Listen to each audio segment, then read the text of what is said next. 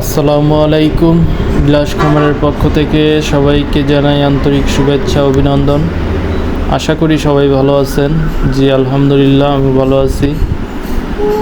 আজকে আমার ব্রয়লার বাচ্চার 7 দিন শুরু হলো। তো 7 দিনে মাশাআল্লাহ আমার এখন পর্যন্ত 3টি বাচ্চা মারা গেছে। তো 205টা বাচ্চার ভিতরে 202টা বাচ্চা আছে, আর আলহামদুলিল্লাহ বাকি বাচ্চাগুলো সুস্থ আছে।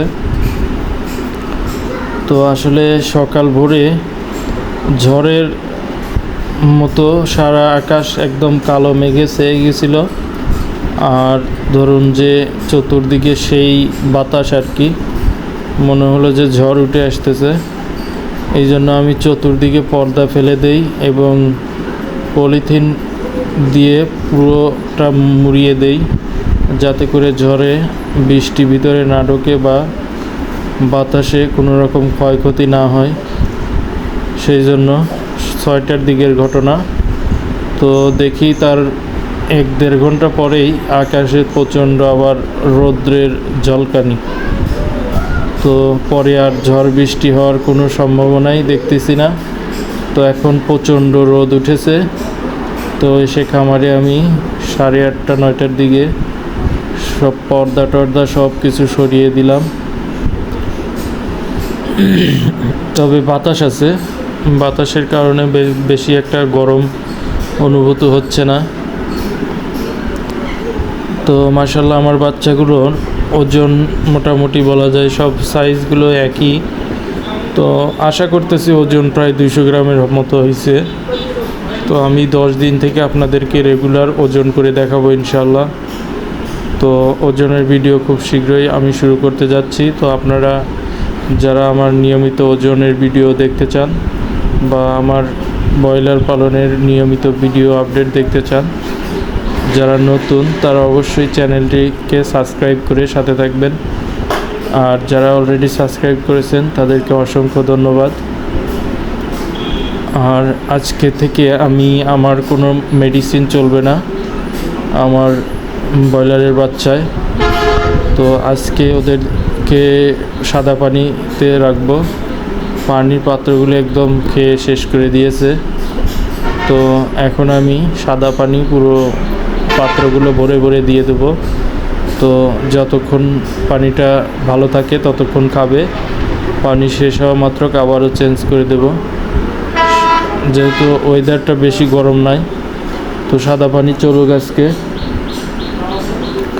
যদি ওয়েদারটা একটু বেশি গরম থাকে সেই ক্ষেত্রে অবশ্যই আপনার রেনা সি নামক একটা আছে, তো ভিটামিন সি, ওইটা পানিতে দিলে পরে খুবই ভালো হয়। তো দেখুন এই নেটের ভিতর দিয়ে এই পাশে মুরগি চলে আসে। সকালে অনেকগুলি মুরগি এই পাশে চলে এসেছিল। তো আসলে ওরা এখন অনেকটা সাবালকের দিকে, যার কারণে নড়াচড়াটা একটু বেশি করে, আর জায়গাটা বড় করে দেওয়াটাই জরুরি হয়ে পড়ছে। তো আমি হয়তো বা কাল পরশুই জায়গা আবারও বড় করে দেব। তো ছোট জায়গাতে রাখলে মুরগি কিন্তু আপনার বড় হবে না।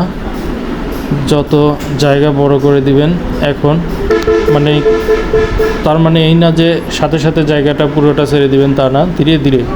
হয়তো কাল পরশু আমি এর চেয়ে ডাবল জায়গা দেব, এবং তার 4-5 দিন পরে হয়তো বা তার চেয়ে ডাবল দেব, এবং আর 2-3 দিন পরে পুরো খামারই ওদেরকে ছেড়ে দেব। তাহলে আপনার এইভাবে দিলে পরে ওরা জিনিসটার সাথে খাপ খাইয়ে নিতে পারে। কারণ কোনো জিনিসই প্রথমে আপনি 1 থেকে 10-এ চলে যাওয়া যাবে না। 1 থেকে 3, 2 এরকম, 2, 3, 4 এরকম করে করে উপরের ধাপে এগিয়ে যেতে হবে।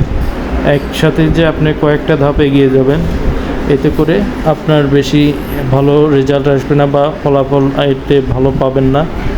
কারণ ওদের একটা মানে আছে, সামর্থ্য আছে, যে সামর্থ্যটুকুর ভিতরেই থাকবে। যে ধরুন আমি ওদের যে যতটুকু জায়গা দিছি, দেখুন ওরা বিচারণ করে কিন্তু মজা পাচ্ছে। তো এর চেয়ে একটু বড় দিলে আর একটু ভালো হবে, বাট ওদের একটা নির্দিষ্ট টাইম পরে কারণ এখন প্রতিদিনই ওদের গড় ওজন 20-30 গ্রাম করে বৃদ্ধি পাবে। আর যখন 20 দিন বয়স হবে তখন ওদের গড় ওজন কমপক্ষে 100 গ্রাম মানে বৃদ্ধি পাবে। 150 গ্রামও বৃদ্ধি পায় কোনো কোনো সময়। তো 100 গ্রাম বৃদ্ধি পায় স্বাভাবিক, 100 গ্রাম 80 গ্রাম 20 দিন পরে থেকে। যদি 20 দিনে আপনার মুরগি 1 কেজি থাকে তো ইনশাল্লাহ আপনার টেনশন করতে হবে না, 28 দিন 30 দিনে আপনার মুরগি এমনি 2 কেজি হয়ে যাবে, যদি কোনো রকম ভাইরাসজনিত প্রবলেম না হয়। তো এটা আসলে ব্রয়লার মুরগির একটা নির্দিষ্ট গ্রোথ আর কি। তো এটা আপনাদেরকে যারা জানেন না তারা হয়তোবা জেনে গেলেন, আর যারা জানেন তারা তো জানেনই, তারা হয়তোবা এই জিনিসটা সহজভাবে নেবেন। বাট যাই হোক, অনেকে নতুন যারা খামারি আছেন তাদের জন্যই এই কথাগুলো আর কি। আর যারা পুরাতন আছেন তারা হয়তোবা মিলিয়ে নেবেন যে আসলে কথা ঠিক বলছে কি না। আর যদি ভুলভ্রান্তি হয় সেই ক্ষেত্রেও আপনারা কানেকশন করে দিবেন। তো যাই হোক, মাশাল্লাহ আমার বাচ্চাগুলো আমি প্রতিদিনের ভিডিও আপডেট দেই, আপনারা যাতে করে কেউ বিভ্রান্তি না হন বা ঝামেলা না পড়েন। কারণ একটা প্রতিদিনের ভিডিও দেখলে পরে আপনাদের ভিতরে একটা নতুনত্বর একটা যে ছোঁয়া সেই কাজটা করবে, এবং আপনারাও খামারিরা কনফিডেন্স লেভেলটা বেড়ে যাবে।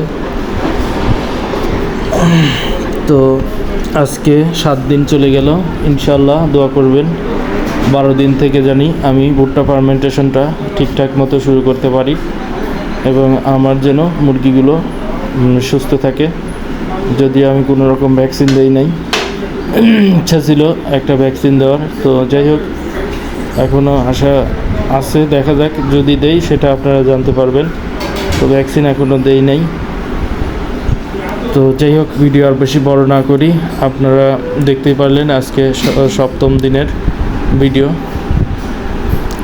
তো আসলে এই নেটটা এই পাশে আমি একটু টেনে বেঁধে দেবো, কারণ আসলে মুরগিগুলো এই পাশে চলে আসে, পরবর্তীতে ওরাই ভিতরে ঢুকতে পারে না।